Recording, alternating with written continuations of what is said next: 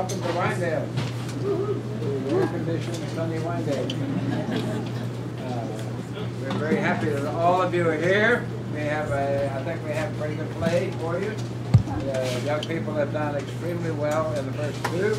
We went to Gonzales on Thursday night, and we performed in Hinkle Hall and Round Top last evening. This is their final performance. Afterwards, they go home. And it's going to be quiet. But we will miss them, certainly.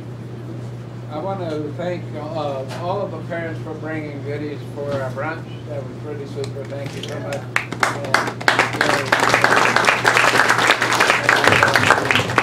And to Miss Gretchen for coordinating all that. That was a super job. I want to introduce a colleague of mine, James Lolan. So, old James, come up here.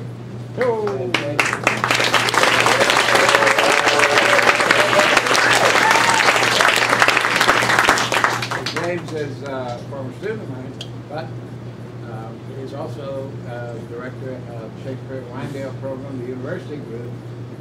Mine are this size. Those are wrong.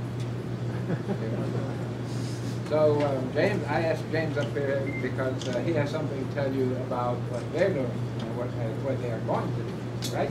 Yes, we want to invite you guys to come back in July for our performances. We are doing 4 plays this year with the UT students, The Comedy of Errors, The Tempest, the first part of Henry IV, and we're also doing Dr. Faustus by Christopher Marlowe. So I hope you guys can come out for those, and we're really excited to be here and get to see the kids, and we're going to learn a lot from what they do. So we're very happy to be here. All right. Sure. Okay. Thanks a lot.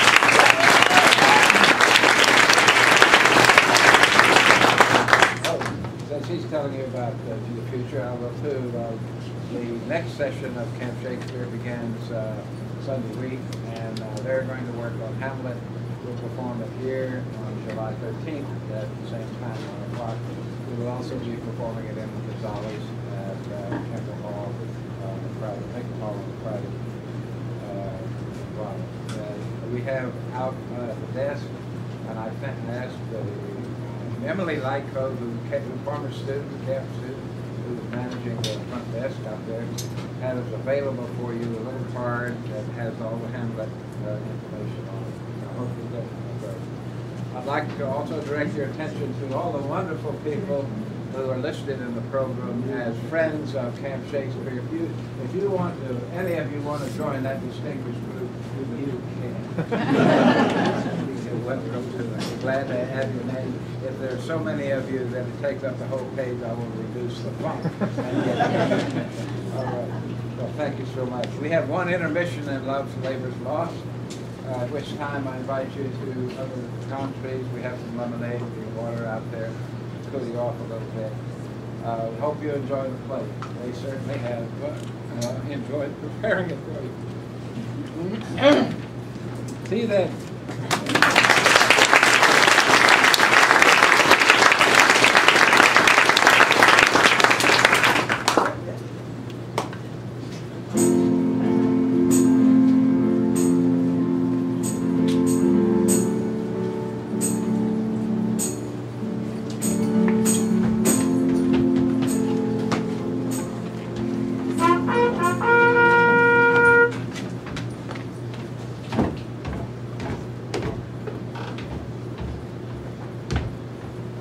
Let's fame that all hunt after in their lives live registered upon our brazen tombs and make us heirs of all eternity.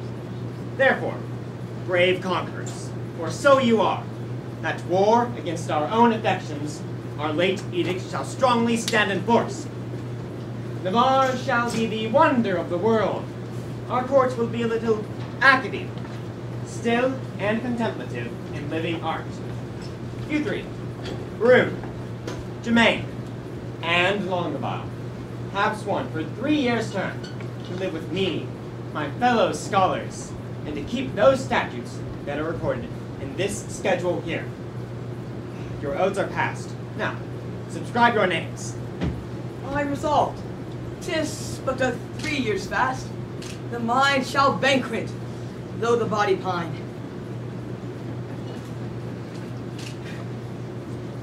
My loving lord Jumaine is mortified. To love, to wealth, to pomp. I pine and die with all these living in philosophy.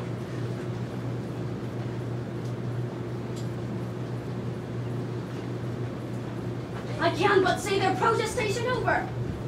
So much, dear liege, I have already sworn. That is, to live and study here 3 years.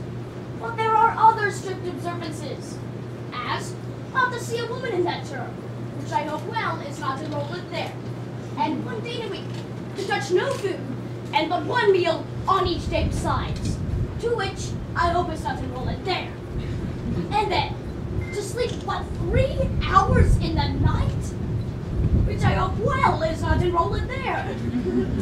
These are barren tasks, too hard to keep. Not to see ladies, study, fast, not sleep.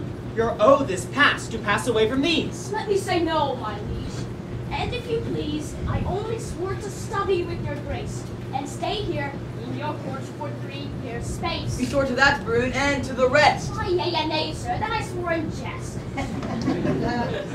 What is the end of study? Let me know. Why, that to know, which else we should not know. Things hidden barred, you mean, from common sense? Aye, that is study's godlike recompense. Come on, then. I will swear to study so. To know the thing I am forbid to know. As thus, to study where I well may dine. When I to feast, expressly am forbid. Or, study where to meet some mistress fine. When mistresses, from common sense, are hid. Or, having sworn too hard at keeping oath, study to break it, and not break my troth.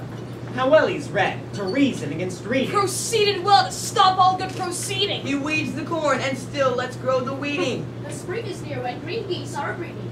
How follows that? Fit in this place and time. In reason nothing? Something then in rhyme. Maroon is like an envious, sneaping frost that bites the firstborn infants of the spring. Well, say I am. Why should proud summer boast? Before the birds have any cause to sing.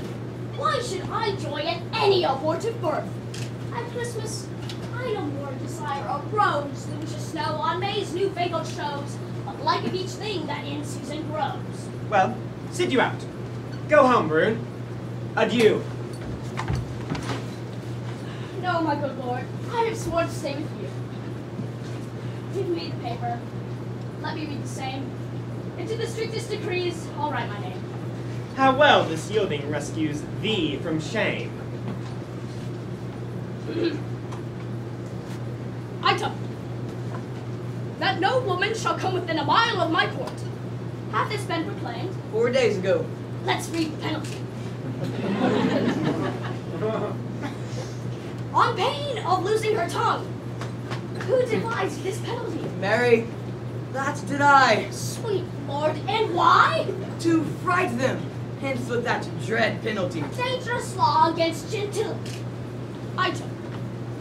If any man be seen to talk with woman within the term of 3 years, he shall endure such public shame as the rest of the court can possibly devise. This article, my liege, you yourself must bring. For well you know, here comes an embassy, the French king's daughter, with yourself to speak. A maid of grace and complete majesty.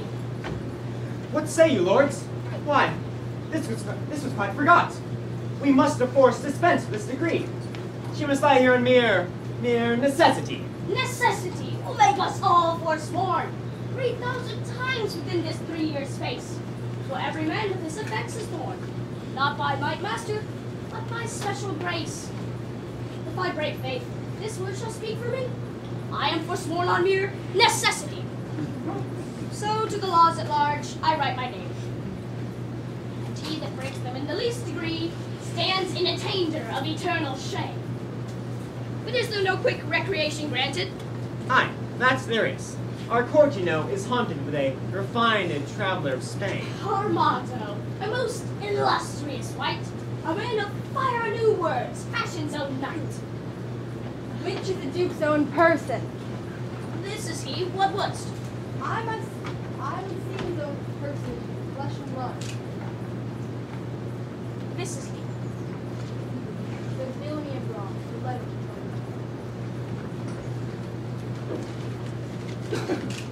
Ah, letter from the magnificent Armado. The matter is to me, sir, as concerning Jaconet. Great deputy, the Welkin's vicegerent, and sole dominator of Navarre. My soul's earth's god and body's fostering patron. Not a word of costard yet. So it is. It may be so, but if he says it is so, he is in telling truth, but so. Peace. Be to me and every man that dares not fight. No words. Of other men's secrets, I beseech you. So it is.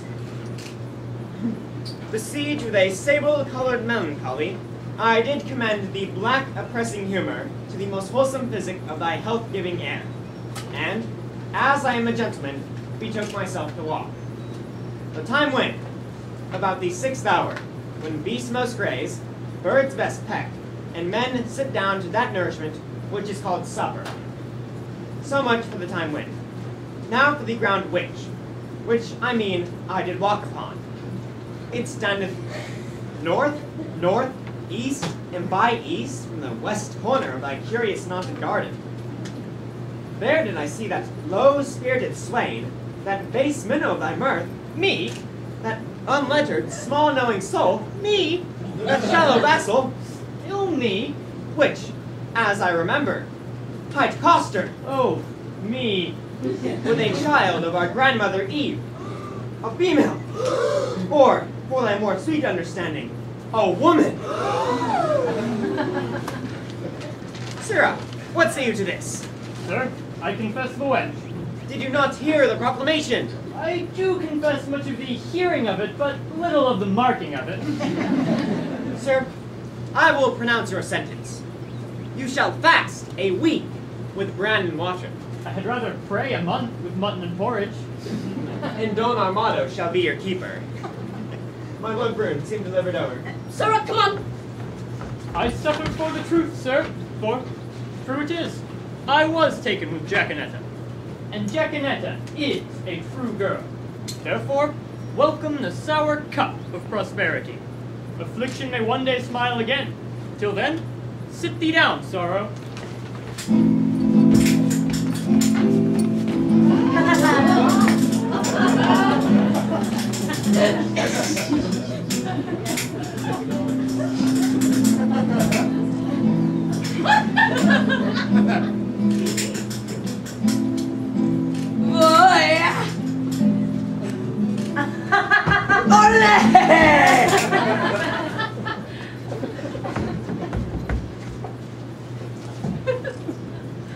What a sign is it when a man of a greater spirit grows melancholy? A great sign, sir, that he will look sad. Why sadness is one and the same thing, dear imp? No, oh Lord, sir, no. How canst thou part with sadness and a melancholy, my tender juvenile? By a familiar demonstration of the working, my tough senor. Why does senor? My tender juvenile. I spoke it, a tender juvenile, as a congruent epithet appertaining to thy young days, which we may nominate tender. And I, tough senor, as an appurtenant title to your old time, which we may name tough. Pretty and apt. How mean you, sir? I pretty in my saying apt, or I act in my saying pretty? Thou pretty, because a little, Little pretty because little, wherefore apt? therefore apt because quick. Speak you this in my praise, master. In thy condign praise. I will present you with that same praise. What? That an eel is ingenious? Daniel is quick. You say thou art quick in answers. Thou heatest my blood. I am answered, sir. I love not to be crossed. He speaks the mere contrary. Crosses love, not him. I promise to study 3 years with the Duke. You may do it in an hour, sir. Impossible. How many is one thrice told? I mean it reckoning. It fits the spirit of a tapster. You are a gentleman and a gamester, sir. I confess both. For they are both the varnish of a complete man. I will hereupon confess that I am in love. As it is best for a soldier to love, so am I in love with a best wench. If drawing my sword against the humor of affection could deliver me from the reprobate totally, I would take this our prisoner and ransom him to any French courtier for a newly devised courtesy. I think scorn to sigh. Methinks I should outswear Cupid. Comfort me, boy.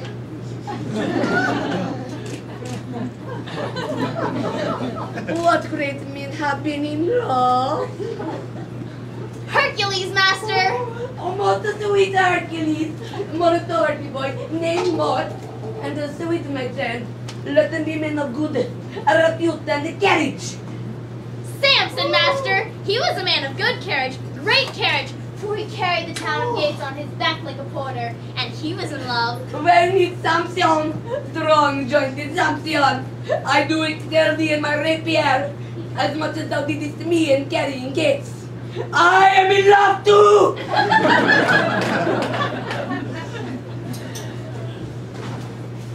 Who was Samson's love, my dear man? A woman, master!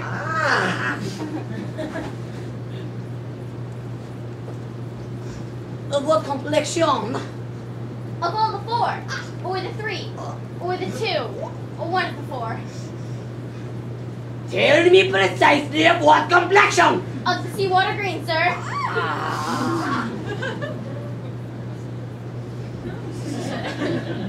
Is that one of the four complexions? It was so, sir, for she had a green wit. My love is most immaculate, white and red. Most immaculate thoughts, master, are masked under such colors. Define, my well-educated infant. My father's wit and my mother's tongue assist me. A sweet invocation of a child, most pretty and pathetical. If she be made of white and red, her faults will ne'er be known. For blushing cheeks by faults are red, and fears by pale light shown. For if she fear or be to blame, by this you shall not know. For still her cheeks possess the same which native she doth owe.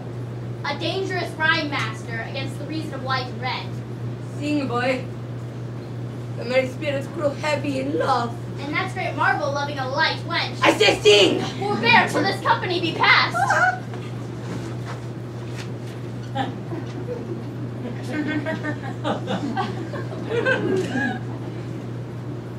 I do betray myself with blushing. Man. Man! I will visit thee at the lodge. That's hereby. I know where it is situate. Lord, how wise you are! I will tell thee wonders. With that face? I love thee. So I have heard you say. Now so, farewell. Fair weather after you. Oh, I do effect to the very ground. Which is best, I wear her shoe. Which is better, guided by her foot. Which is best, adopt the tread. I shall be forsworn. Which is a great argument of both. My love, how can it be true love if it is falsely attempted? Love is a familiar. Love is a devil. There is no evil angel but love. Yet was Samson so tempted, and he had an excellent strength. Yet was Solomon so seduced, and he had a very good wit. A Cupid good shaft is too hard for Hercules' club, and therefore too much a dart for a Spaniard's rapier. The first and second foes will not serve my third. The Pesado, he respects not. The Duello, he regards not. His disgrace is to become boy, but his glory is to subdue men. Adieu, valor, rust rapier, be steel drum. Your manager is in love. Yea, he loved it. Assist me some extemporary god bribe, for I am sure to turn sonnet, devise wit, write pin, for I am for whole volumes in prayer.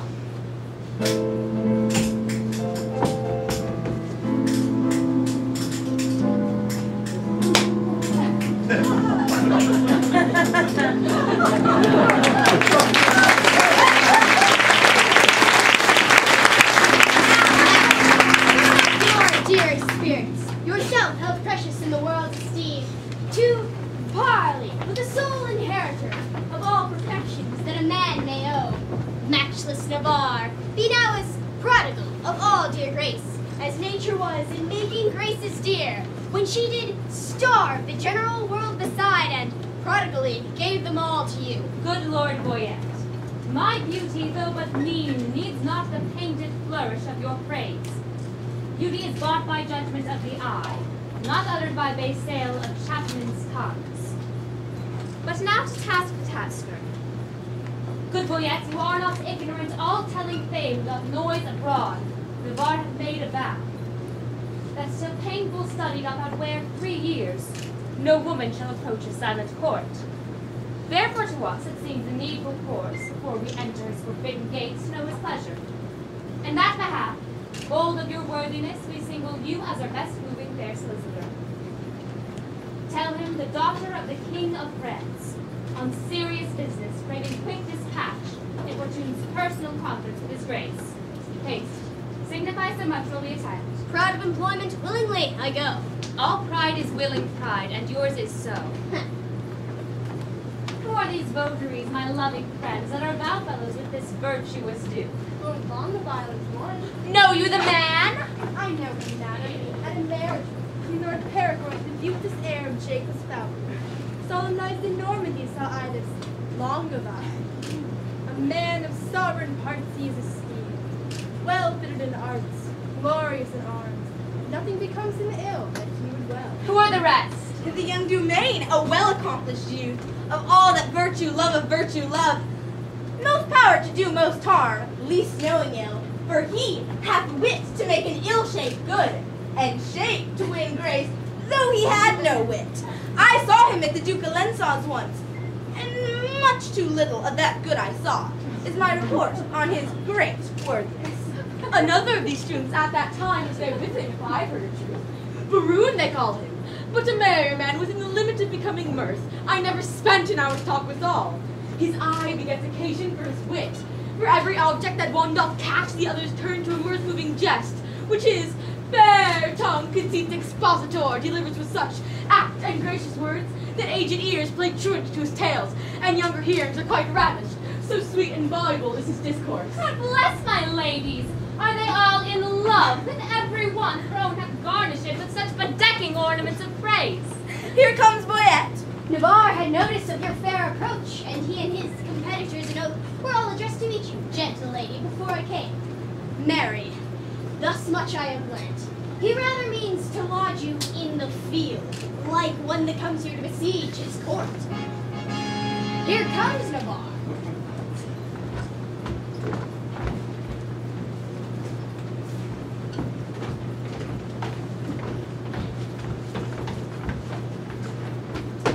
Fair princess, welcome to the court of Navarre. Fair I give you back again, and welcome I have not yet.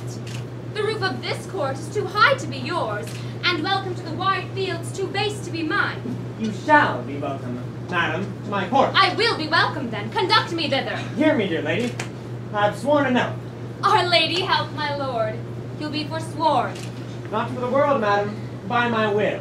Why, will shall break it. Will and nothing else. Your ladyship is ignorant of what it is. Were my lord so, his ignorance were wise. Where now his knowledge must prove ignorance. My lord, I hear your grace has sworn out housekeeping. 'Tis deadly sin to keep this oath, and sin to break it. But pardon me, I am too sudden bold. Teach a teacher ill beseemed me. Vouchsafe to read the reason for my coming, and suddenly resolve me in my suit.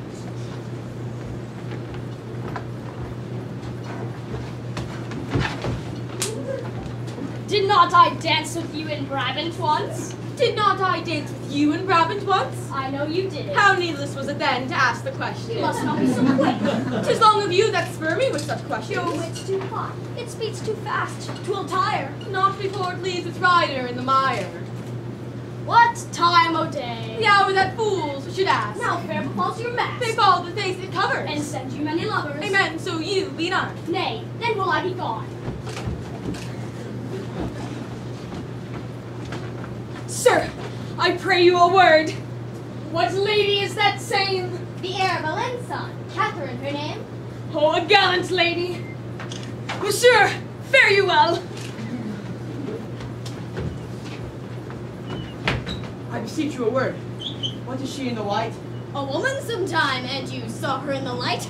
Perchance light in the light. I desire her name.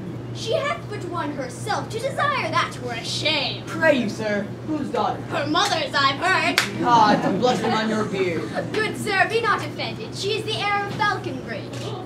Nay, I call her as ended. She is a most sweet lady. Not unlike, sir, that may be. Who is she in the cap? Rosaline, by good hap. Is she wedded or no? To her will, sir, or so. You're welcome, sir. Adieu. Farewell to me, sir, and welcome to you. That last was the room, the merry madcap lord. Not a word of him but a jest. In every jest but a word. It was well done of you to take him at his word. I was as willing to grapple as he was to board. Two hot sheets, Mary. And wherefore not sheets? No sheep, sweet lamb, unless we feed on your lips. You sheep and I pastor shall not finish the jest. So you grant pasture for me? Not so, gentle beast. My lips are no common, though several they be. Belonging to who? To my portions and me. Good wits will be dangling, but gentles agree.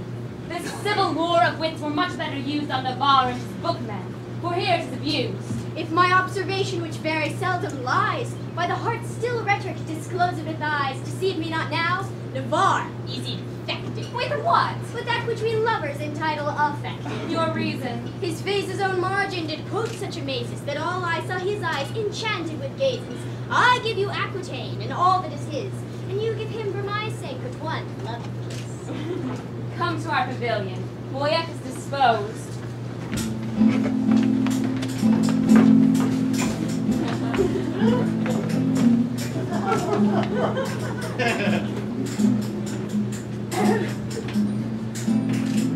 For good child, and make a passionate of my sins of hearing.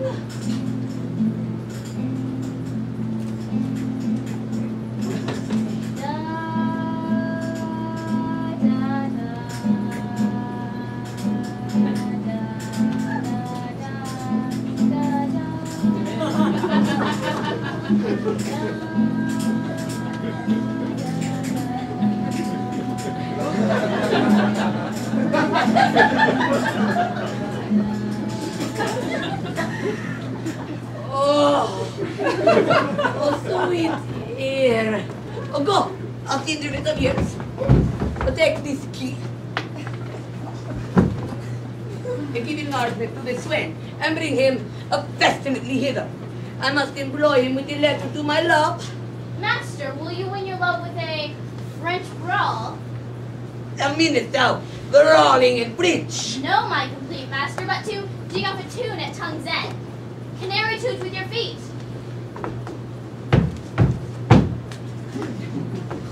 Humor it with turning up your eyelids. Sigh a note and sing a note as if you swallowed love with singing love. Sometimes through the nose as if you snuffed up love with smelling love. Or with your arms crossed over your thin belly doublet like a rabbit on a spit. Or your hand in your pocket like a man after the old painting. How hast thou purchased this experience? By my penny observation. But oh, what oh. The hobby horse is forgot. Call it my love, hobby horse! No, master, the hobby horse is but a colt. Your love, perhaps, a hackney. But have you forgot your love?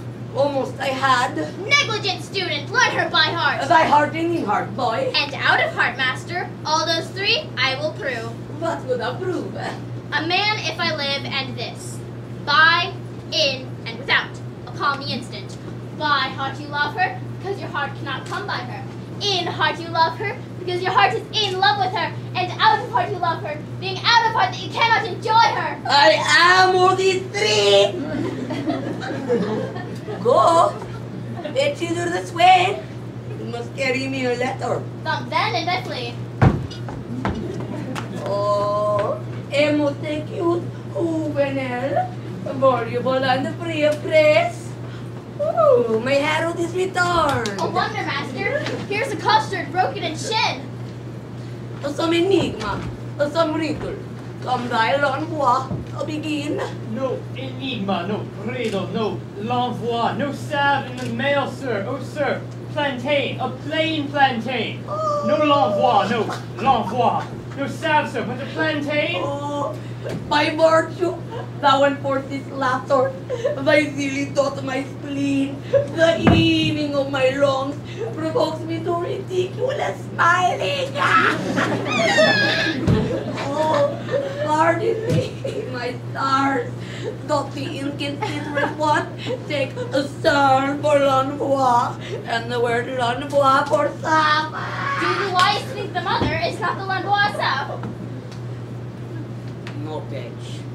It is an epilogue or a discourse to make plain some obscure precedents that have too far been said. I will example it. The fox, the ape, and the humble bee were still at odds of being about three.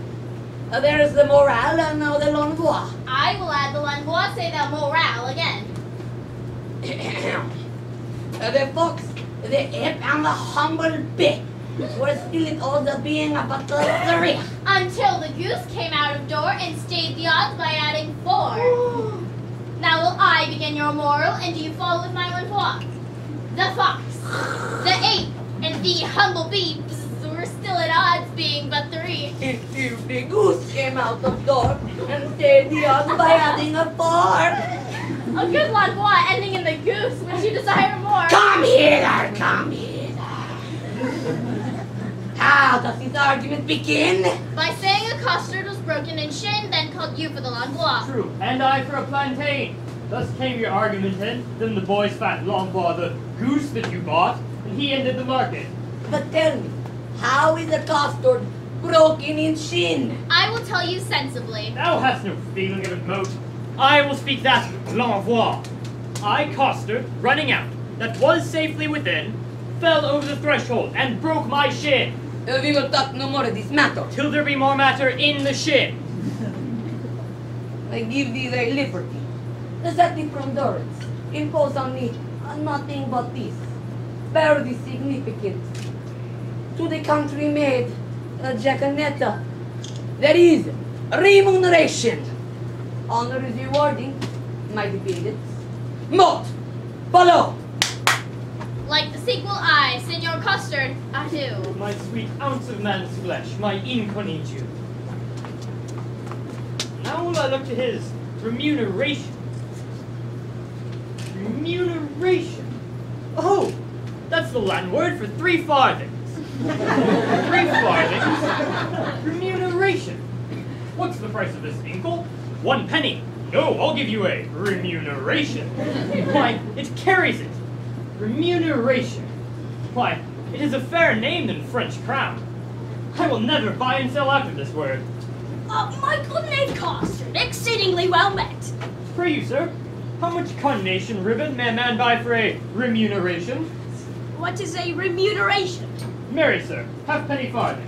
Why then 3 farthing worth of silver. I thank your worship. God be with you. Stay, slave, I must employ thee.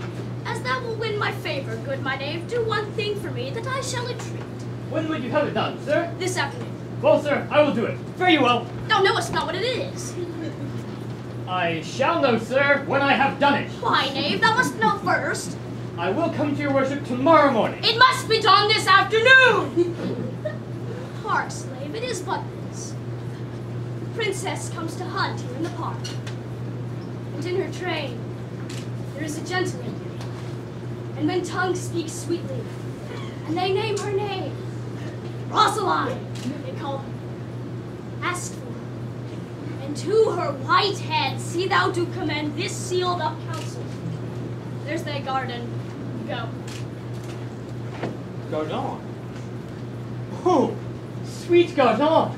Better than remuneration. 11 pence farthing better. Most sweet Gardon. I will do it, sir, in print. Gardon. Remuneration. And I, forsooth in love, I, that have been love's whip, a very beadle to a humorous sight, a critic, nay, a night watch constable, a domineering pedant o'er the boy, and who no mortal so magnificent, this wimple, whining, herb-eyed, wayward boy, this senior junior, giant dwarf, Dan Cupid, the regent of love rhymes, the lord of folded arms, the anointed sovereign of sighs and groans. My little heart. What? I love? I seek a wife? A woman is of that like a German clock, still a repairing, ever out of frame, and never going aright, being a watch. But being watched, that it may still go right. A whitely wanton, the velvet brow, and 2 pitchballs stuck in her face for eyes, and I to sigh for her, to watch for her, to pray for her? Well, I will love, write, sigh, pray, sue, and groan. Some men must love my lady, and some Joan.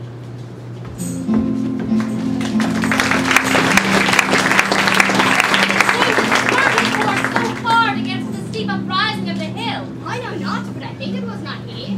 Well, whoever it was, it showed a mounting mind. Well, friends, today we shall have our dispatch. On Saturday, we will return to France. Then, Nathaniel, my friend, where is the bush that we must stand and play the murderer in? Hereby, upon the edge of yonder coppice, a stand where you may make the fairest shoot. Here comes a member of the Commonwealth. God, did you then all? Pray you, which is the head lady? Thou shalt know her, fellow, by the rest that have no heads. Which is the greatest lady? The highest? The thickest and the tallest. The thickest and the tallest. It is so, truth is truth. And your waist, mistress, were as slender as my waist. One of these maids' girdles for your waist would be fit. Are not you the chief woman? You are the thickest here. What's your will, sir? What's your will? I have a letter from Monsieur Baroon, for Lady Rosalind. Oh, thy letter, thy letter. He's a good friend of mine. Stand aside, good bearer. Boyette, you can carve. Break up this capon. I am bound to serve. This letter is mistook. It importeth none here. It is writ to Jackanetta. We will read it, I swear. Break the neck of the wax and everyone give ear.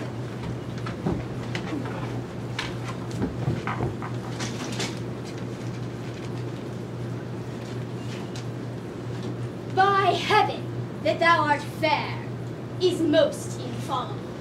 True, that thou art beauteous. True itself, that thou art lovely. More fairer than fair, beautiful than beauteous. Truer than truth itself. Have commiseration on thy heroic vassal, the magnanimous and most illustrate King Cophetula, set eye upon the pernicious and indubitable beggar Xenoloph. And he it was that might rightly say, Whammy, widdy, whippy, witch, to anathemize the vulgar, oh base and obscure vulgar. We delicate, he came, saw, and overcame. He came, One, saw, two, overcame. 3. Who came? The king. Why did he come? To see. Why did he see? To overcome. To whom came he? The beggar. What saw he? The beggar. Who overcame he? The beggar. The conclusion is victory. On whose side? The king's. The captain is enriched. On whose side? The beggars. The catastrophe is a nuptial. On whose side? The king's. No. On both in one, or one in both. I am the king, for so stands in comparison thou the beggar, for so witnesseth thy lowliness. Shall I command thy love? I may. Shall I enforce thy love? I could. Shall I entreat thy love? I will. What thou shalt exchange for rags, robes, for titles, titles for thyself, me. Thus, expecting thy reply, I profane my lips on thy foot, mine eye on thy picture, and my heart on every part. Thine in the dearest design of industry, Don Adriano de Armado. What plume of feathers is he that indited this letter? I am much deceived, but I remember the style. Else your memory is bad, going o'er there wild. This Armado is a Spaniard that keeps here in court, a fantasang, a monarcho, and one that makes sport to the prince and his document. Thou fellow word, who gave thee this letter? I told you, my lord. To whom shouldst thou give it? From my lord to my lady. From which lord to which lady? From Lord Baroon, a good master of mine, to a lady of France, which he called Rosala. Thou hast mistaken his letter. Come, friends, away. Here, sweet. Put up this. It will be thine another day.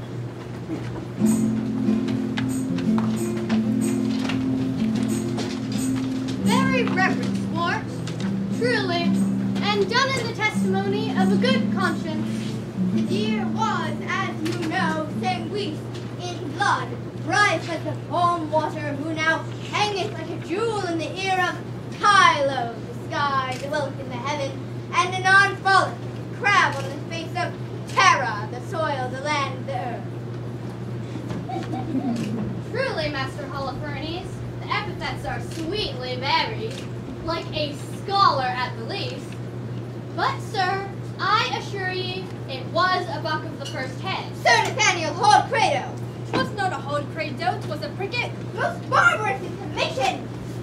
Yet a kind of insinuation, as it were, in way of explication, facere, as it were, replication, or rather ostentare, to show, as it were, his inclination after his undressed, unpolished, uneducated, ungroomed, untrained, or rather unlettered, or rather its unconfirmed fashion to insert again my hard credo for a deer. I said the deer was not a hard credo, 'twas a pricket. 'Twas on simplicity! This this, oh thou monster ignorance, how deformed dost thou look!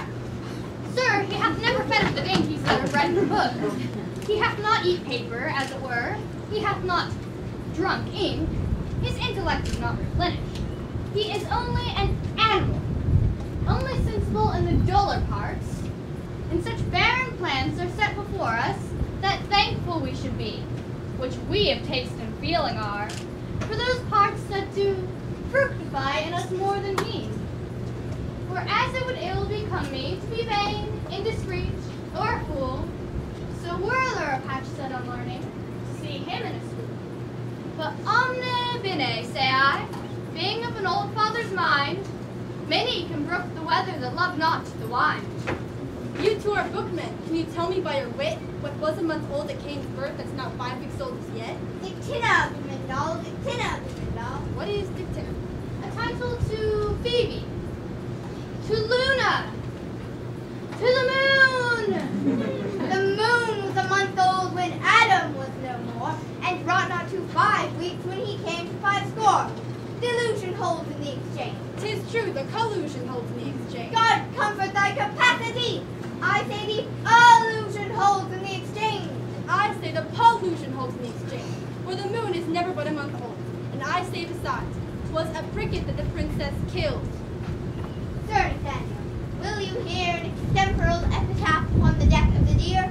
And to humor the ignorant, call I the deer the princess killed a pricket!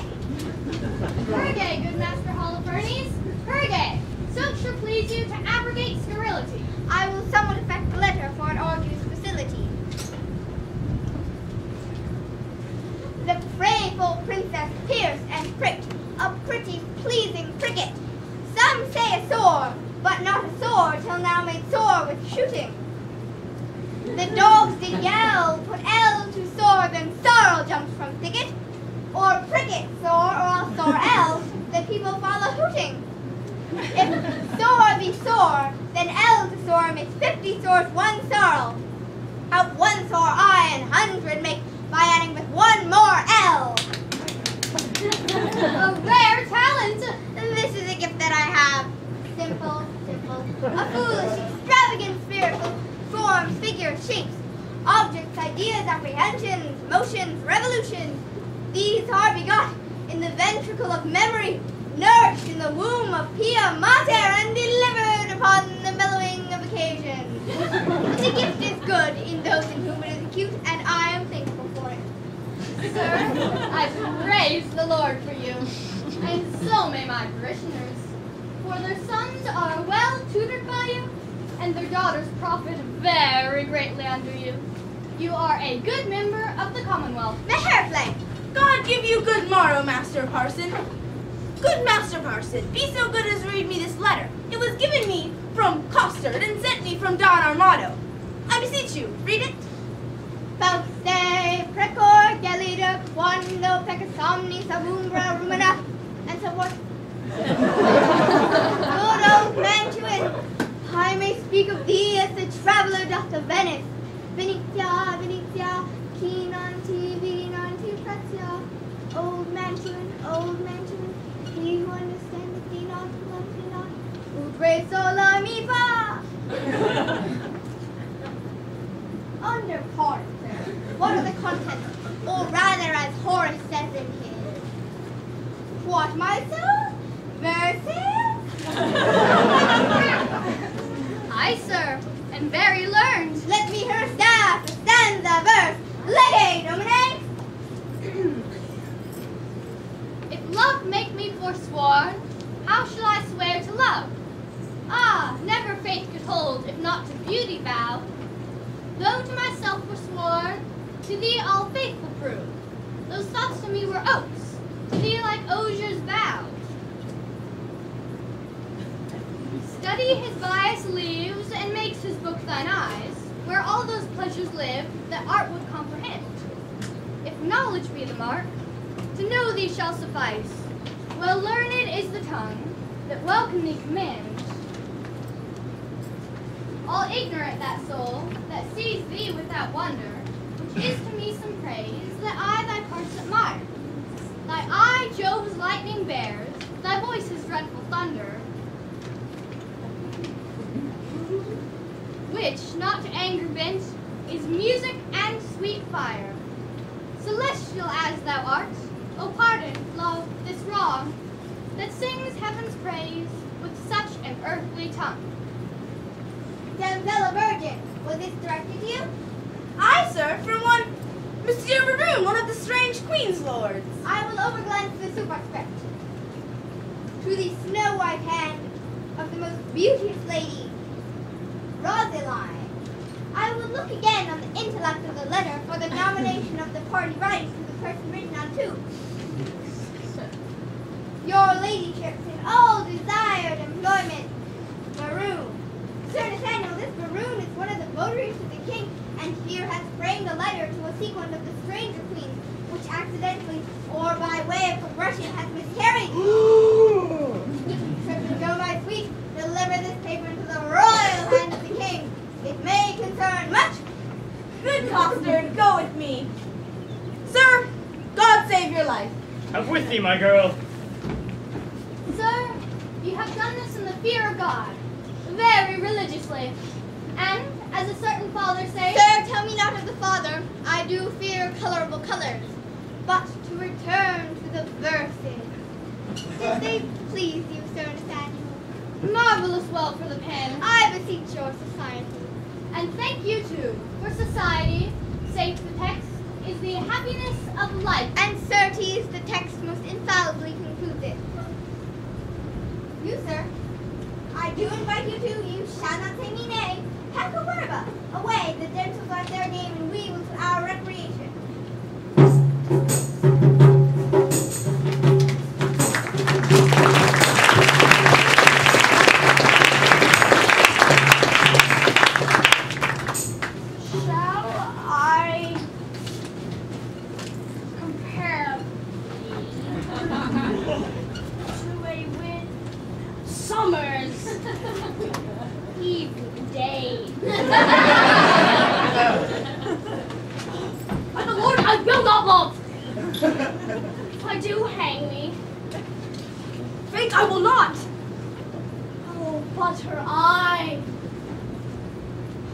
I disliked, but for her I would not love her. Yes, for her 2 eyes. Well, I do nothing in the world but lie, and lie in my throat. By heaven, I do love, and that taught me to rhyme, and to be melancholy. And here is part of my rhyme, and here my melancholy. Well, she hath one of my sonnets already. Clown wore it, the fool sent it, and the lady hath it. Sweet clown, sweeter fool, sweetest lady. By the world, I would not care a pin if the other 3 were in. Here comes one with the paper. God give him grace to groan.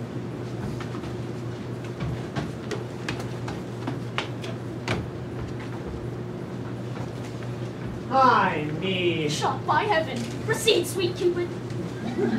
So sweet a kiss the golden sun gives not to those fresh morning drops upon the rose, as thy eye beams from their fresh rays have smote the night of dew that on my cheeks down flows. Nor shines the silver moon one half so bright through the transparent bosom of the deep, as doth thy face through cares of mine give light. Thou shinest in every tear that I do weep. No drop but as a coach doth carry thee, so ridest thou, triumphing in my woe. But do not love thyself, then thou wilt keep my tears for glasses, and still make me weep. O queen of queens, how far dost thou excel? No thought can think, nor tongue of mortal tell. Oh, how shall she know my griefs? Oh, I've got the paper. Sweet leaves to shade, Bobby. Who is he? Comes here. What? Long about, and reading. Listen here. Now in thy likeness, one more fool here. Ay me, I am forsworn. In love, I hope. Sweet fellowship and shame. One drunkard loves another of the name. Am I the first that have been perjured so? Oh, sweet Maria, empress of my love.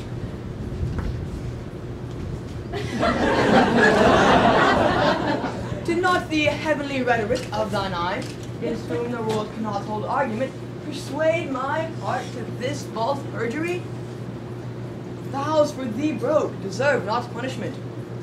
A woman I forswore, but I will prove thou being a goddess. I forswore not thee. My vow was earthly, thou a heavenly love. Thy grace being gained cures all disgrace in me. Vows are but breath, and breath a vapor is. And thou, fair sun, which on my earth doth shine, exhalest this vapor vow, in thee it is. If broken, then 'tis no fault of mine. If by me broke, what fool is not so wise to lose an oath to win a paradise? God amend us, God amend. We are much out of the way. By whom shall I send this? Oh, Company? Stay. all hid, and old infant play. Like a demigod, here sit I in the sky, and wretched fool secrets heedfully are I. More sack to the mill! Oh, heaven, I have my wish. You may transform 4 woodcocks in a dish. Oh, most divine Kate, oh, that I had my wish! And I had mine. And I mine too, good lord. Amen, so I had mine!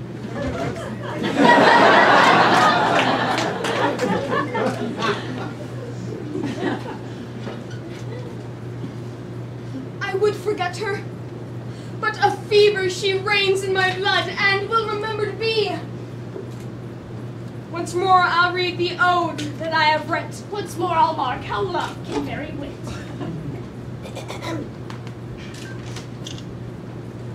On a day, lack the day, love, whose month is ever May, spied a blossom passing fair, playing in the wanton air. Through the velvet leaves the wind, all unseen can passage find. That the lover, sick to death, wish himself the heaven's breath.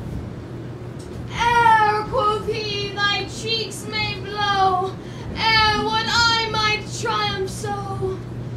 But, alack, hand is sworn, ne'er to pluck thee from thy thorn. Bow, alack for youth unmeet, youth so apt to pluck a sweet. Oh, do not call it sin in me, that I am forsworn for thee. Thou, for whom Jove would swear Juno but an Ethiop were, and deny himself for Jove, turning mortal for thy love.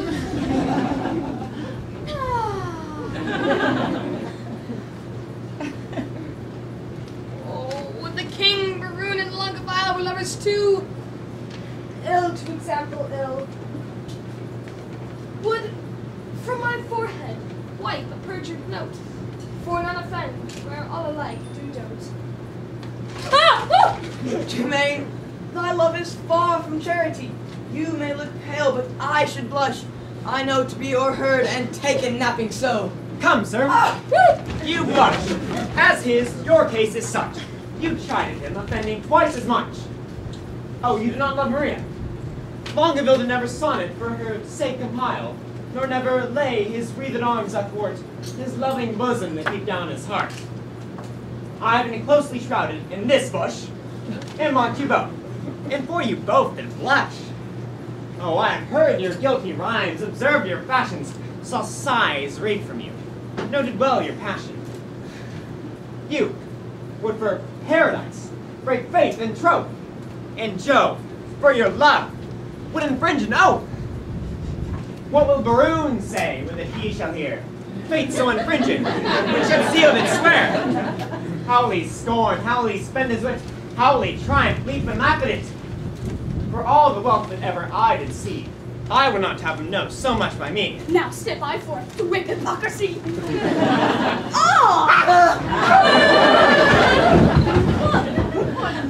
Please. Pardon. Good heart. What grace hast thou thus to reprove these worms for loving that art most in love?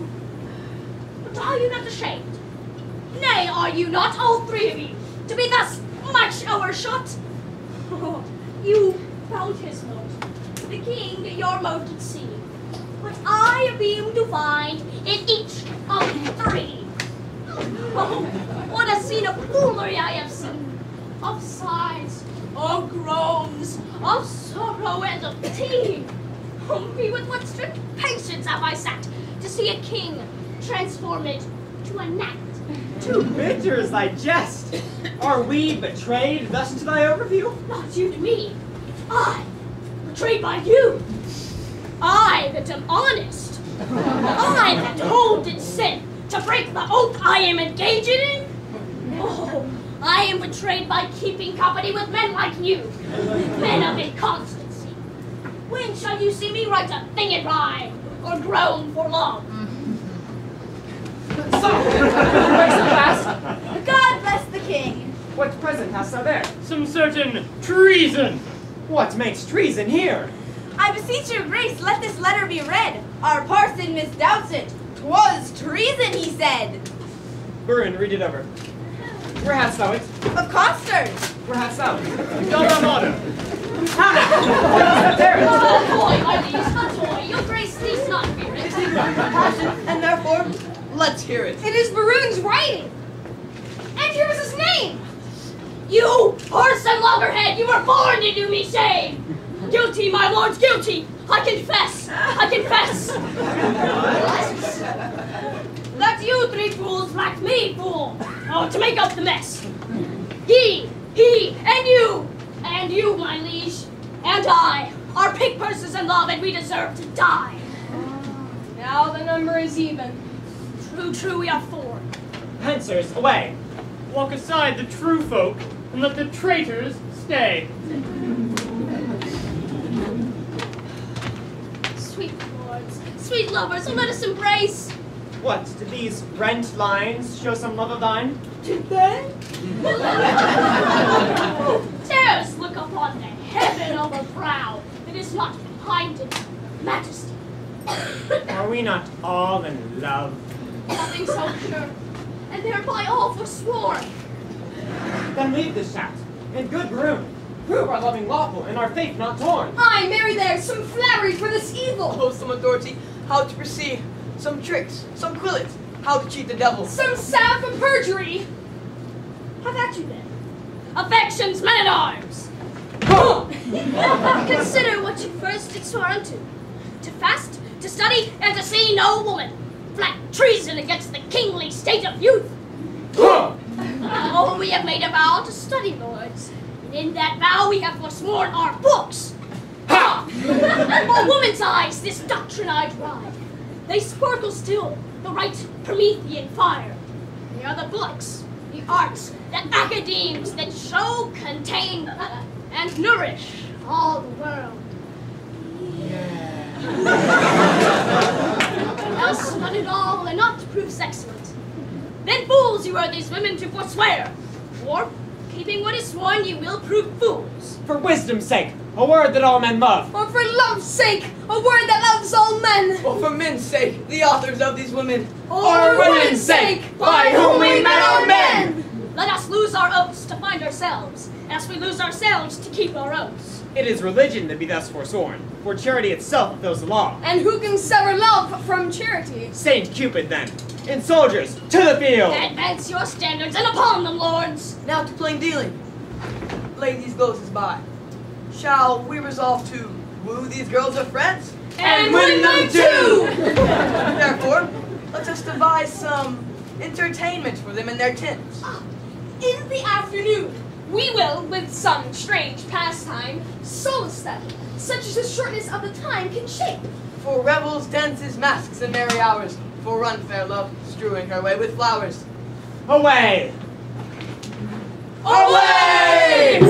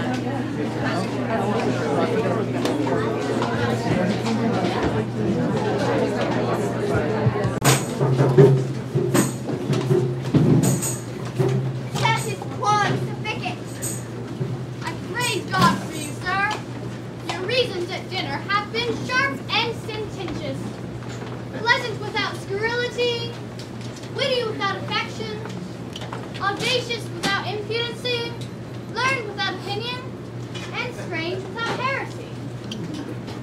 I did converse this quondam day with a companion of the king's, who is entitled, nominated, or called Don Adriano de Armado. Novi hominem tenquam te. His humor is lofty, his discourse peremptory, his tongue filed, his eye ambitious, his gait majestical, and his general behavior vain, ridiculous, and personical. He is too picked, too truth, too affected, too odd, as it were, too peregrinate, as I may call it. Ah, a most singular and choice epithet. He draws out the thread of his verbosity, finer than the staple of his argument. I abhor such phonetical fantasism, such insociable and point-devised companions. Laus Deo, bone intelligo. Bone for bene. Christian, a little scratch. Closer. Preste quisquanet? Videra godeo. Hira! Quare hira, not sira.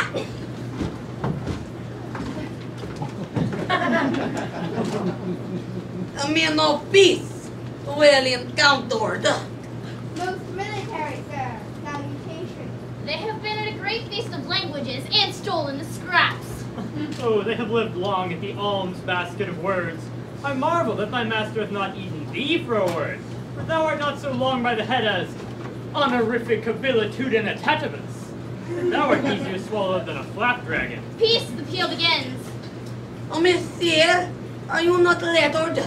Yes, yes, he teaches boys the horn book. What is a bee spelled backwards with a horn on his head? Bah, Puricio with a horn at it. Bah, most silly sheep with a horn. You hear his learning. What's thou consonant? The third of the 5 vowels if you repeat them, and the 5th if I. I will repeat them. A, E, I. The sheep, the other 2 concludes it. Oh, you. Bah. Now, very so the way of the Mediterranean. A quick avenue of wit. A snip, a snap, a quick and home. It rejoices my intellect through wit. Artus man, preambulate. We will be singled from the barbarous.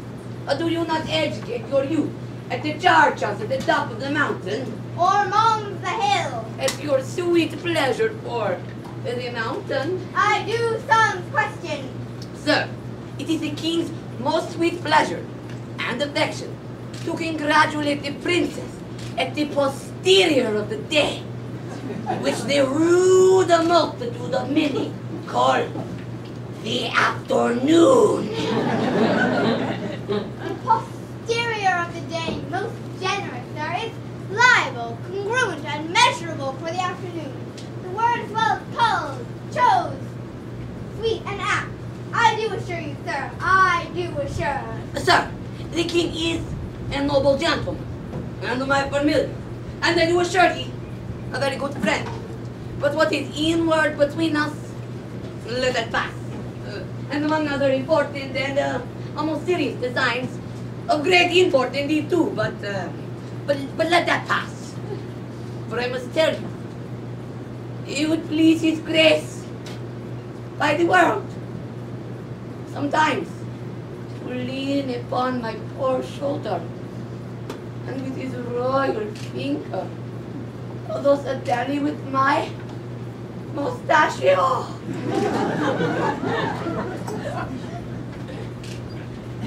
But let that pass. For the very whole of all is, and sweetheart, I do employ secrecy. The king would have me present the princess with some delightful ostentation, or show, or pageant, or antique, or firework. Now understanding that your curate and your sweet self are good at such eruptions and a sudden breaking out of mirth, as it were, I have acquainted you at all to the very end to crave your assistance. Sir, you shall present before her the 9 worthies.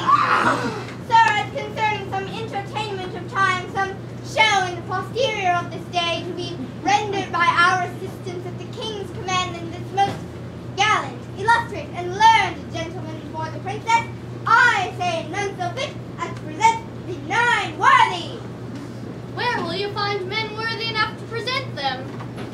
Alexander, yourself, myself, Judas Maccabeus, and this gallant gentleman, Hector, this swain being of some great limb or joint shall have Pompey the Great, the page, Hercules.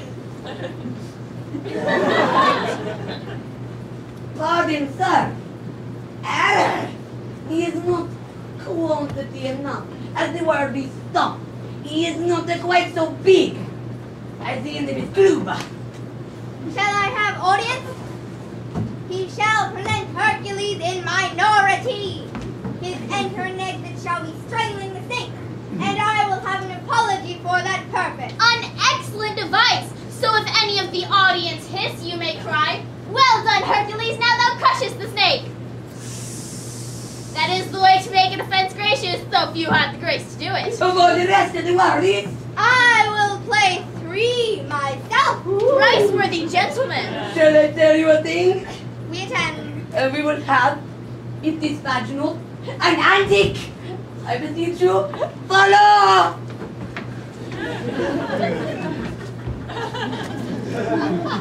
Winedale, thou hast spoken no word all this while. Nor understood none either, sir. Oh, we will employ thee. I'll make one of the dancers, so I'll play on the tabor to the worthies and let them dance the hay. Most dull, honest dull, to our sport away.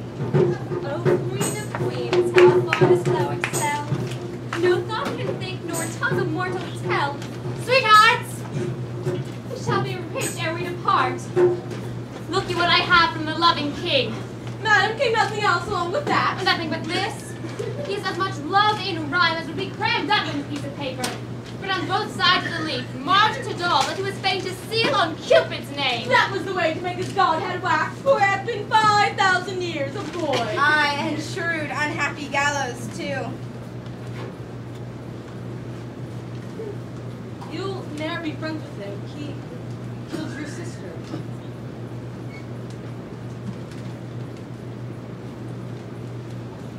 He made her melancholy, sad, and heavy.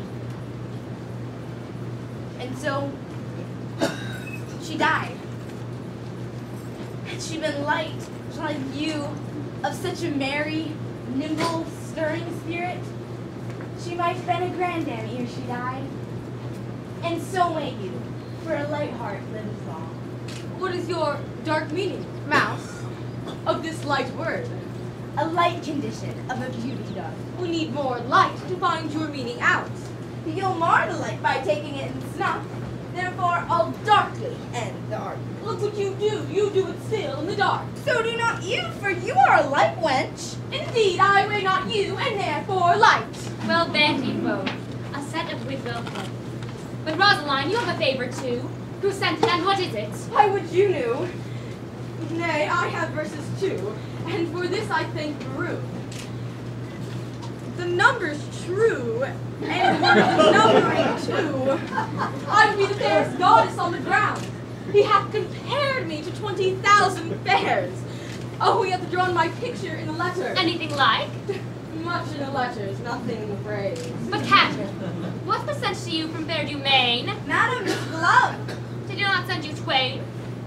Yes, madam, and moreover, some 1,000 verses of a faithful lover. A huge translation of hypocrisy. Vilely compiled, profound simplicity. This, and these and this pearl, to me sent long goodbye. The letter is too long by half an hour. I think no less. Dost thou not wish in heart the chain were longer and the letter short? Aye, right, with these hands might never part. We are wise girls to mock our lovers so. There were fools to purchase mocking so. Oh, that same Maroon I'll torture ere I go. Oh, that I knew you were but in by the week. How I would make him fawn and beg and seek, and wait the seasons and observe the times, and spend his prodigal wits on bootless rhymes, and shape his services wholly to my hests, to make him proud, to make me proud that jests.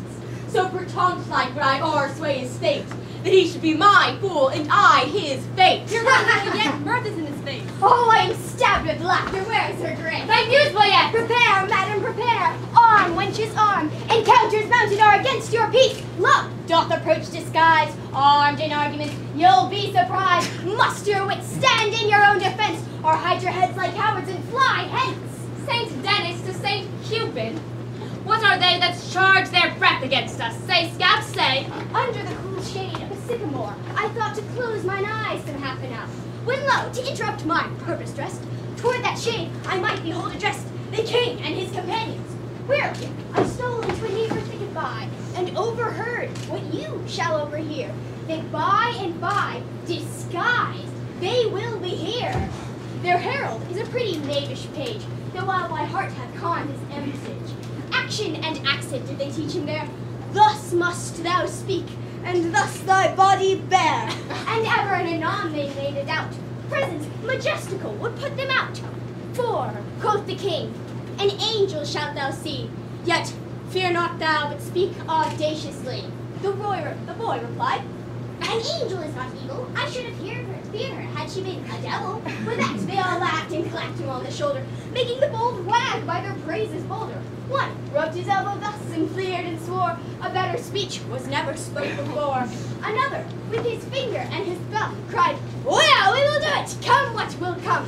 The third he capered and cried, all goes well. The fourth turned on toe, and down he fell. With that they all did tumble to the ground, with such a zealous laughter so profound, that in this spleen ridiculous appears, to check their folly, passion's solemn tears. But what, come they to visit us? They do, and are apparelled thus. like musculator rations, as I guess. Their purpose is to parle, to court, and dance, and everyone his love feat shall advance unto his several mistress, which they'll know by favor several which they did bestow.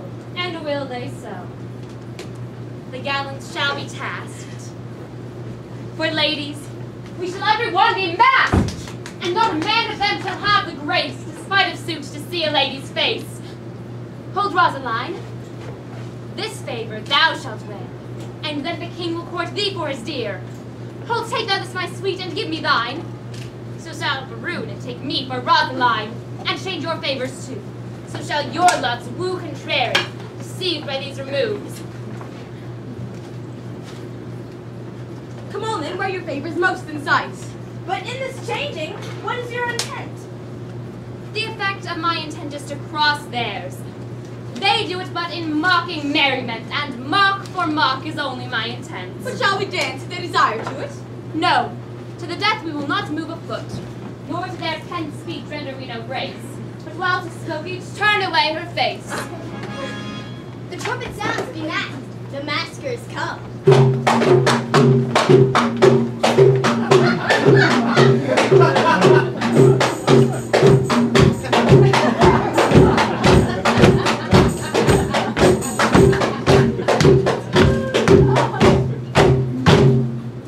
All hail the richest beauties on the earth. Beauties no richer than rich taffeta, A holy parcel of the fairest dames that ever turned their backs to mortal views. their eyes full in their eyes. That ever turned their eyes to mortal views. Out, True, out indeed. out of your favors, heavenly spirits, vouchsafe not to behold. Once to behold rogue. Once to behold with your sunbeaming eyes. Your sunbeaming eyes. They will not answer to that epithet. You had best call it daughter beaming eye. They do not mark me, that brings me out. This your perfectness be gone, rogue. What would these strangers? Know their minds, boyette. What would you with the princess? Nothing but peace and gentle visitation. What would they say then? Nothing but peace and gentle visitation. Why, that they have, and bid them so be gone. She says, you have it, and you may be gone. Sit you here, we have measured many miles to try to measure with hell on this grass. They say they have measured many a mile to try to measure you on this grass. It is not so. Ask them how many inches is in 1 mile. If they have measured many, the measure then of one is easily told.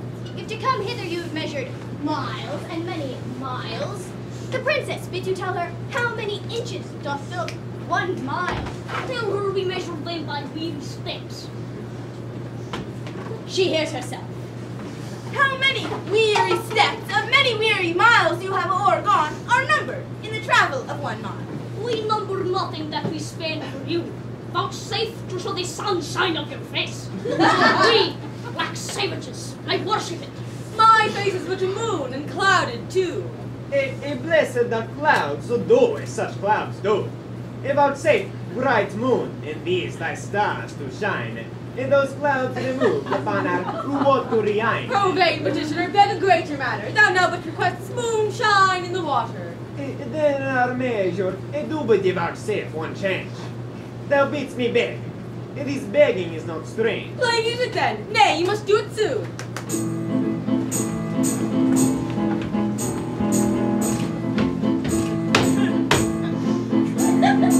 Not yet, no dance. Thus change I. You want to dance?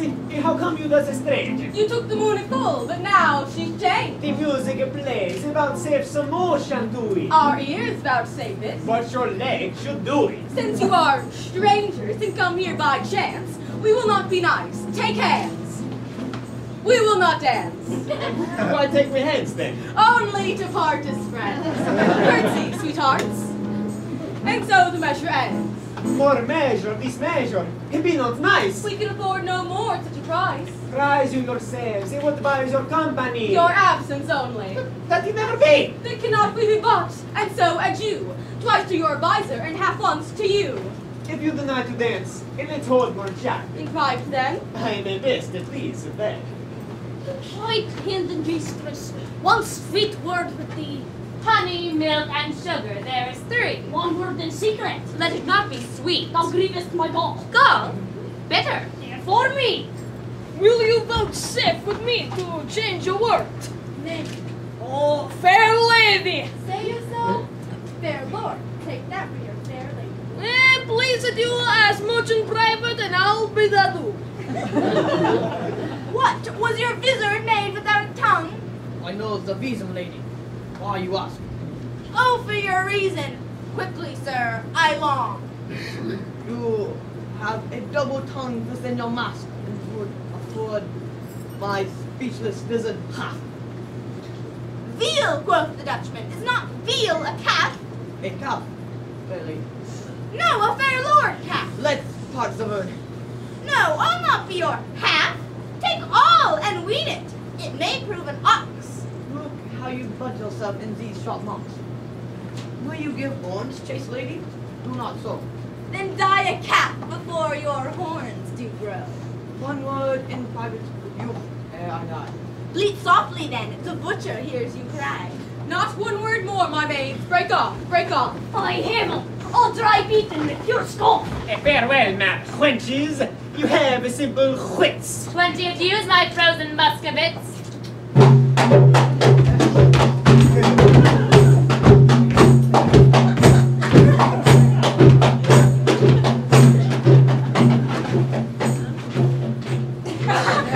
Are these a breed of wits so wondered at? Tapers they are with your sweet breaths puffed out. Well-liking wits they have. Gross, gross. Fat, fat. Oh, poverty and wit, kingly poor flout. Will they not think you hang themselves tonight, wherever but in vizards show their faces? This hurt maroon was out of countenance quite. Oh, they were all lamentable cases. The king was weeping right for a good word. Maroon that sweared himself out of all suit. Dumaine was at my service, and a sword. No point, quoth I. My servant straight was means. Lord Longavisle said, I came o'er his heart, and trow you what he called me? Qualm, perhaps. Yes, and in good faith. So sickness as thou art. Well, better wits have worn plain statute caps. But will you hear, the king is mine, love sworn. Ain't quick maroon hath plighted faith to me. And Longavisle was for my service born. Dumaine is mine as sure as bark on tree. Madam and pretty mistresses, give ear. Immediately they will again be here in their own shapes. For it can never be. They will digest this harsh indignity. Will they return? They will. God knows. What shall we do if they return in their own shapes to woo? Madam, if by me be advised, let's mock them still as well known as disguise. We'll complain to them what fools were here, disguised as Muscovites. Ladies, withdraw, the gallants are at hand. Whip to our tents as Roadrunner land.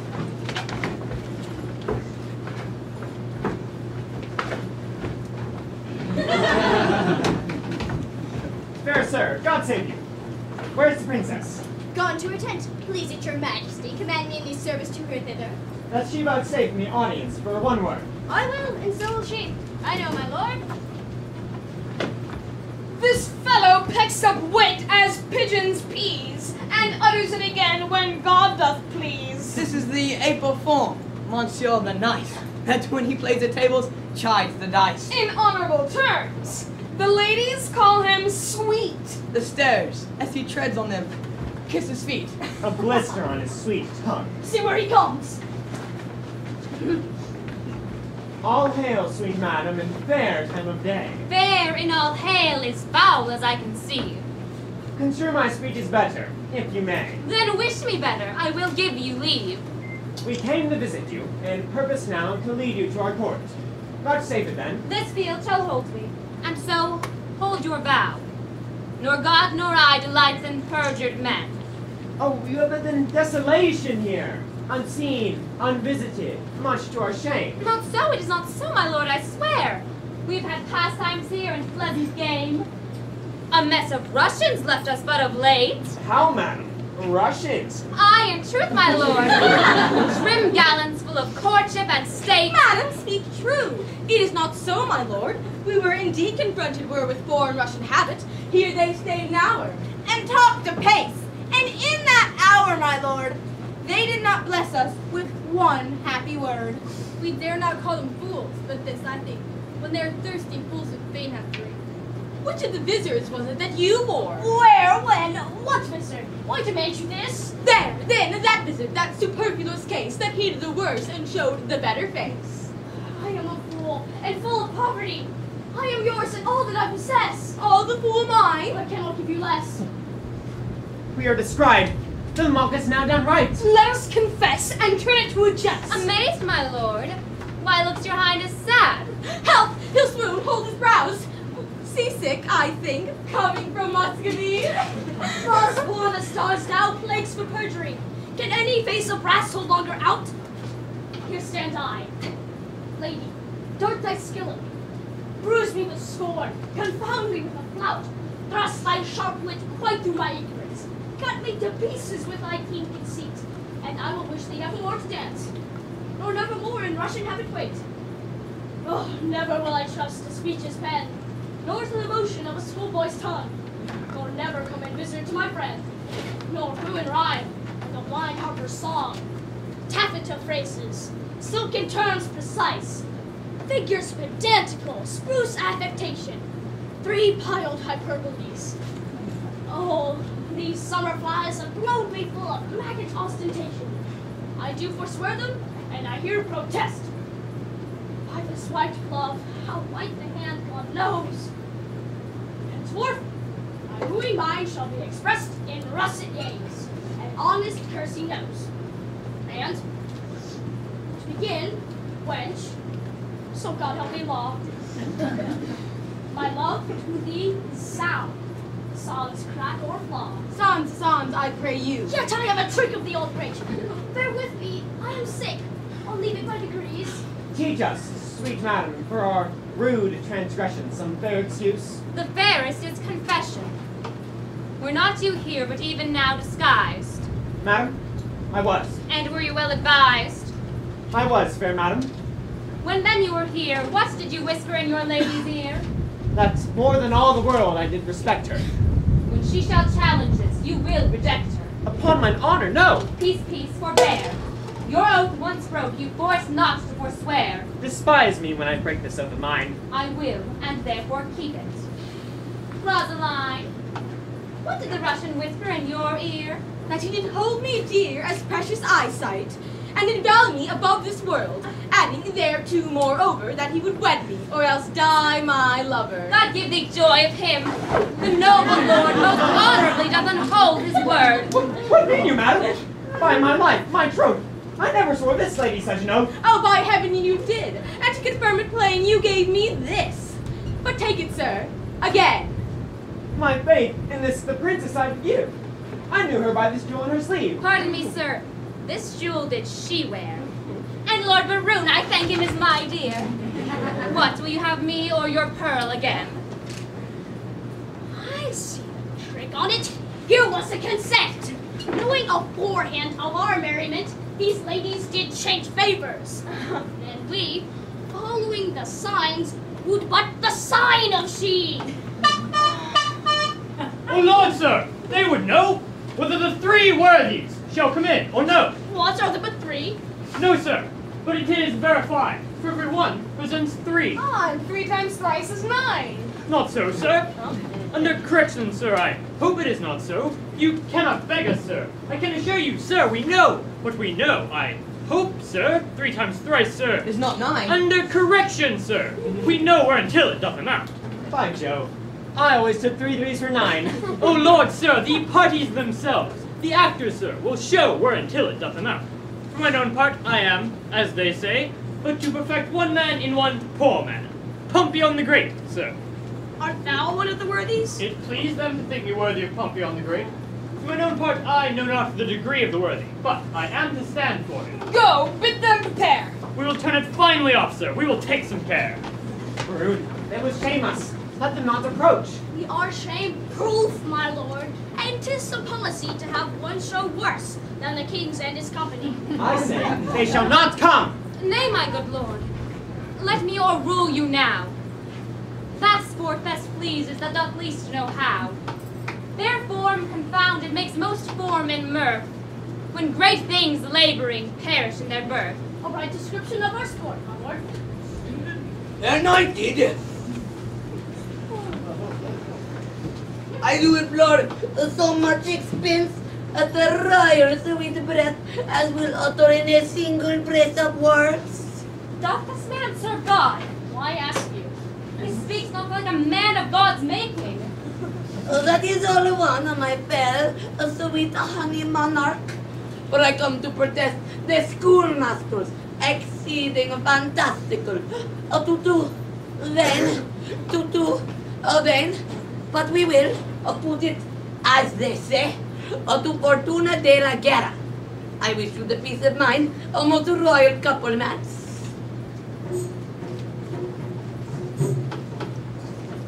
Here is like to be a good presence of worthies.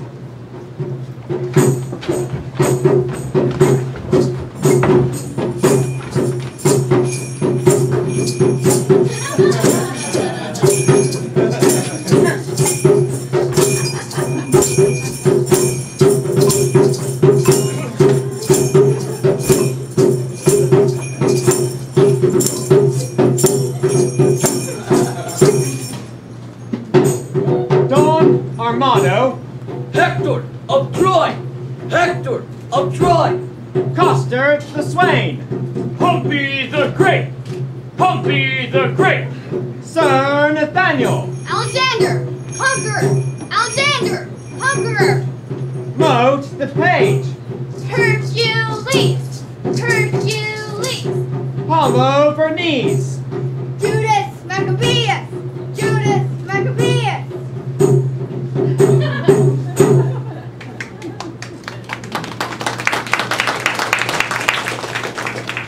and if these four worthies in their first shall thrive, these four will change habits and present the other five.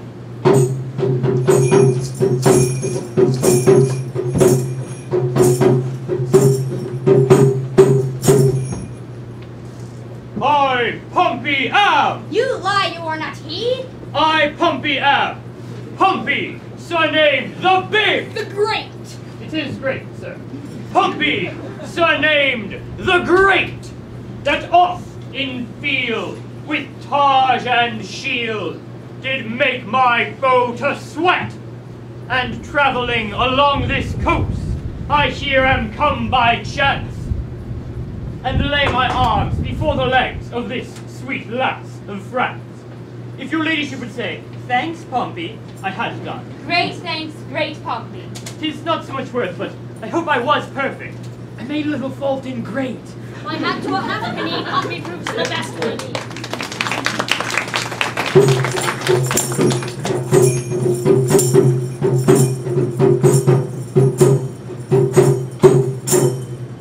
When in the world I lived, I was the world's commander. By east, west, north, and south, I spread my conquering might. My scutcheon plain declares that I am Alexander. The conqueror is dismayed. Proceed, good Alexander. When in the world I lived, I was the world's commander.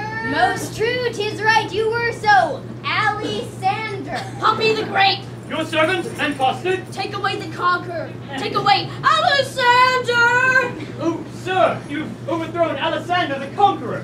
A conqueror and afeard to speak? Run away for shame, Alexander! There, and it shall please you, a foolish, mild man. An honest man, look you, and soon dashed. He's a marvelous neighbor, faith, and a very good bowler. But for Alexander, alas, you see how 'tis, a little o'erparted. But there are worthies are coming. Will speak their mind in some other sort.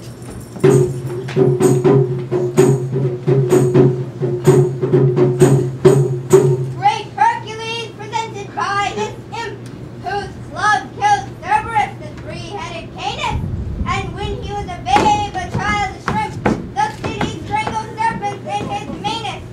20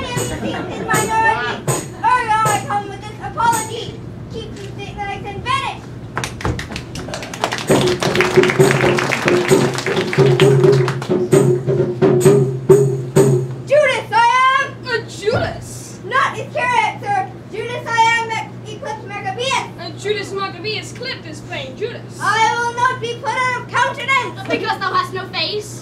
What is this? A cittern head. The head of a vodka. A dead face in a ring. The face of an old Roman coin scarce seen. You have put me out of countenance! False, we have given thee faces. You have outfaced them all! And thou wert a lion, he would do so. Therefore, as he is an ass, let him go, and so do, sweet Jude. Nay, why dost thou stay? For the latter end of his name, for the ass to the Jew. Give it him. Jude, ass away! Not generous, not gentle, not humble! Alas, for Monsieur Jude as he grows dark, he may stumble. Alas, poor Maccabeus, how hath he been baited? Hide thy head, Achilles. Here comes Hector in arms.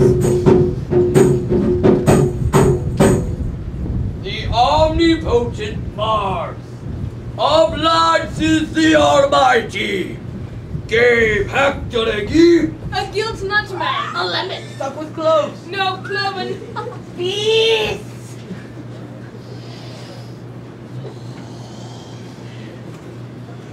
The omnipotent Mars, obliges the Almighty, gave Hector a gift.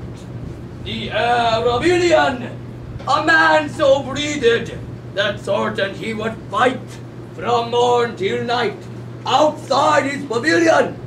I am that flower. That mint. That columbine. The sweet Lord longed by a flame in thy tongue. O sweet royalty, bestow on me thy sense of hearing. Speak, brave Hector, we are much delighted. I do adore thy gracie speak. Walks her by the foot. He may not by the yard. This Hector, far surmounted Hannibal. The party is gone, fellow Hector. She is gone. What She is 2 months on her way. What meanest thou? Faith, unless you play the honest Troyan. The poor wench is cast away. She's quick. The child brags in her belly already. 'Tis yours. Dost thou infinize me among such potentates? Thou shalt die! Then shall Hector be whipped for Jacanetta that is quick by him, and hanged for Pompey that is dead by him. Most rare Pompey. Renowned Pompey. Greater than great Pompey. Pompey the huge. Hector trembles. Pompey is moved. More 80s, more 80s. Stir them on. Stir them on. By the Lord, for I do challenge thee. I'll not fight with a pole like a northern man. I'll slash. I'll do it by the sword. I pray you, let me throw my arms again. Room for the incensed greetings. I'll do it in my shirt. Oh, most resolute Pompey. Master, let me take you a butthole lower. Do you not see Pompey is uncasing for the combat? What mean you? You will lose your reputation. Gentlemen and soldiers, pardon me. I will not come back in my shorts. Oh, you may not deny it. Pompey hath made the challenge. Swish blood I both may and will. What reason have you for it? The naked truth of the matter is, I have no shirt. I go woolward for penance.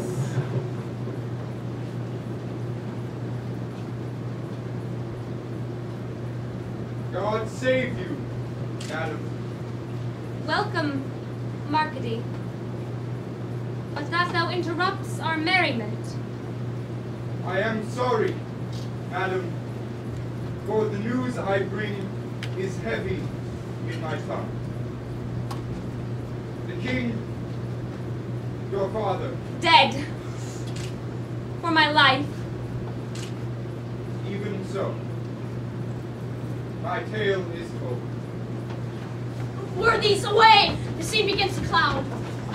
On my own part, I breathe free breath, for I have seen the day of wrong through the little hole of discretion, and I will right myself like a soldier. How fares your majesty? Boyette, prepare. I will away tonight. Madam, not so. I do beseech you, stay. Prepare, I say. Farewell, worthy lord. A heavy heart bears not a nimble tongue. Yet, since love's argument was first on foot, let not the cloud of sorrow justly from what it purposed, since to wail friends lost is not by much so wholesome, profitable, as to rejoice at friends but newly found. I understand you not. My griefs are double. Honest plain words best pierce the ear of grief, and by these badges understand the key. For your fair sakes, we have neglected time. Play foul play with our oaths. Your beauty, ladies, hath much to fold us, fashioning our humors even to the opposed end of our intents. Therefore, ladies, our love being yours, air that love makes is likewise yours. We to ourselves prove false, by being once false, forever to be true. To those that make us both, fair ladies, you. We have received your letters full of love, your favors, the ambassadors of love, and in our maiden council rated them at courtship, pleasant jest, and courtesy, as bombast and as lining to the time. But more devout than this in our own respects have we not been, and therefore met your loves in their own fashion like a merriment. Our letters, madam, showed much more than jest. So did our looks. We did not quote them so. Now, at the latest minute of the hour, grant us your loves. A time methinks too short to make a world without end bargaining. Now, no, my lord. Her grace is perjured much, full of dear guiltiness.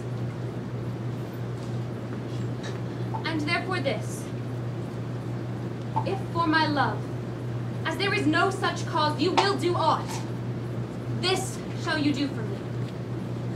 Your oath I will not trust, but go with speed to some forlorn and naked hermitage, remote from all the pleasures of the world.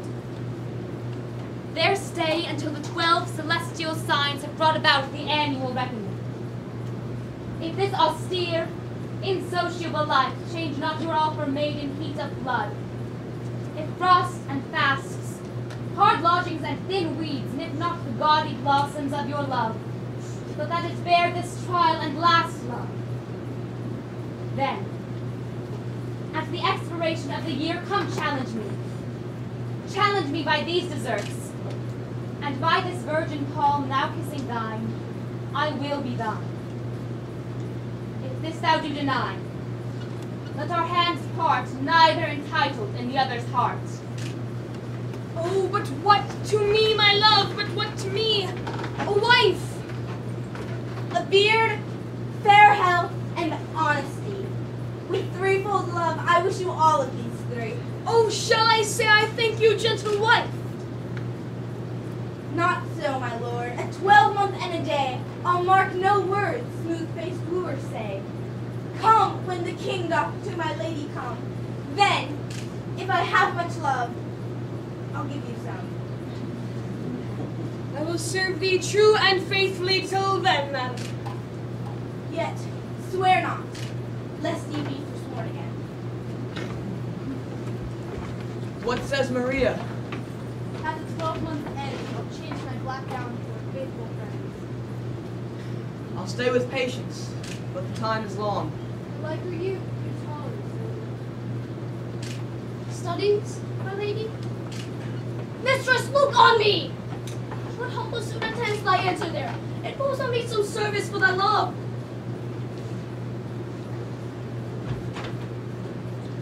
Oft have I heard of you, my lord Maroon, before I saw you. The world's large tongue proclaims you for a man replete with mocks, full of comparisons and wounding clouds. To weave this womb from your fruitful brain, and therewithal to win me, if you please, without the which I am not to be won. You shall, this 12-month term, from day to day, visit the speechless sick, and still converse with groaning wretches. Your task shall be, with all the fierce endeavors of your wit, to enforce the pain and impotent to smile. Move wild laughter in the throat of death? It cannot be! It is impossible! Mirth cannot move a soul in agony! A death's prosperity lies in the ear of him that hears it, never in the tongue of him that makes it. If sickly ears, deaf to the clamors of their own dear groans, will hear your idle scorns, continue then, and I will have you and my fault with all. But if they will not throw away that spirit, and I shall find you empty of that fault, right joyful of the reformation.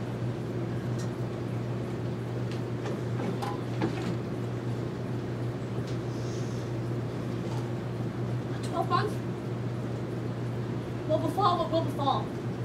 I'll just a 12-month in a hospital. Aye, sweet my lord. So I take my leave. No, madam. We will bring you on your way. Our wooing doth not end like an old play. Jack hath not Jill. These ladies' courtesies might well have made our sport a comedy. Come, sir. And once a 12-month and a day. And then we'll end. That's too long for a play. Sweet Majesty, vouchsafe me. I will kiss thy royal finger and take leave. I am a votary. I have vowed to Jacanetta to hold the plow for her sweet love 3 years. But most esteemed greatness, would you hear the dialogue the 2 learned men have compiled in praise of the owl and the cuckoo? It should have followed the end of our show. Call them forth quickly. We will do so. Hold up! Approach!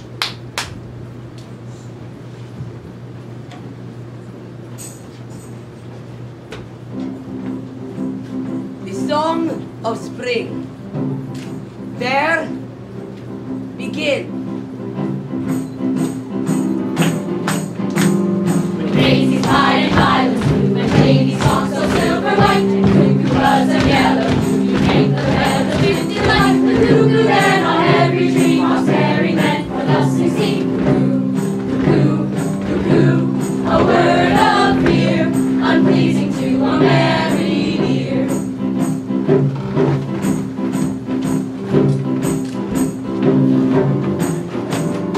Children type on oats and straws, the fairy larks are clown and swats, turtles tread and brooks and jaws, and maidens bleach their summer socks. The cuckoo then on every tree, moss bearing men, for thus sings he. Cuckoo, cuckoo, a word of fear, unpleasing to a merry ear. The Song of Winter. Times begin.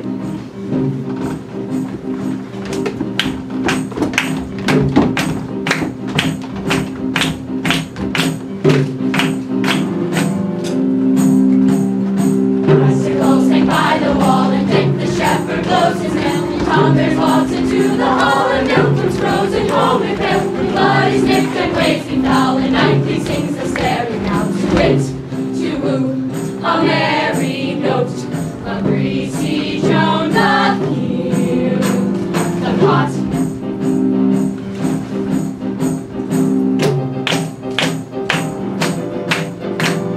And all around the windruff blow, and coughing drowns the parson's song, and birds are brooding in the snow, and Marion's nose is red and raw, and roasted crabs is in the bowl, and nightly sings the staring out to wit, to woo, a merry note, a breezy Joan doth hear the pot.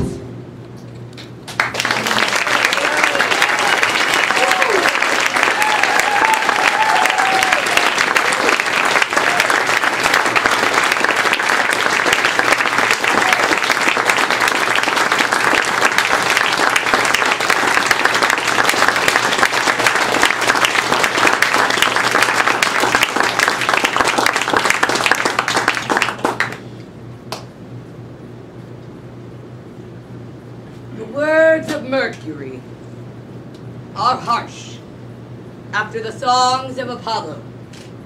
You, that way. We, this way.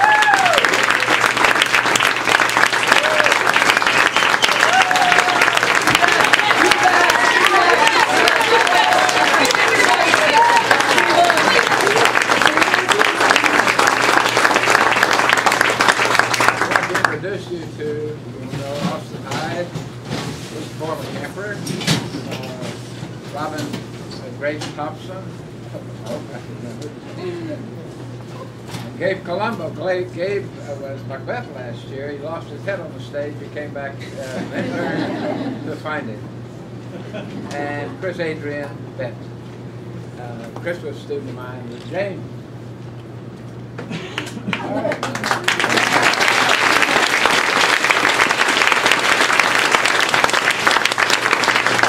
Notice I didn't tell him what year. Thank you. Well, I think you did well.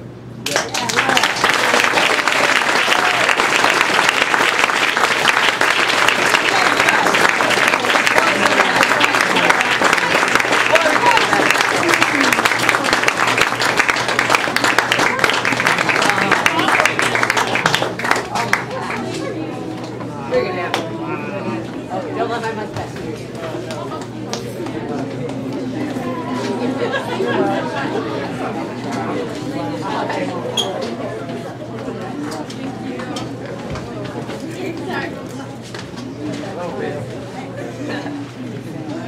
Thank you so much.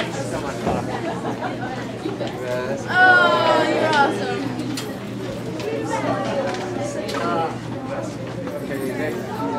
We have a graduate.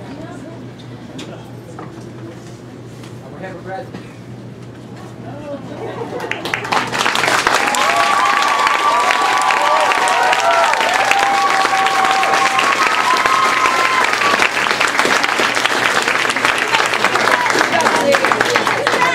That means at 16 she's too old.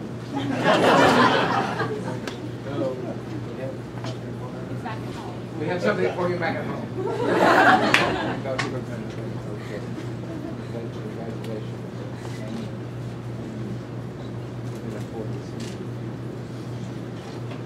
Okay, they have a song they want to sing. They don't know it. Oscar is going to lead in. Oh, yes. Okay. This song is not a Shakespeare song. It's from in a play by Francis Beaumont called The Night of the Burning Pestle. All right?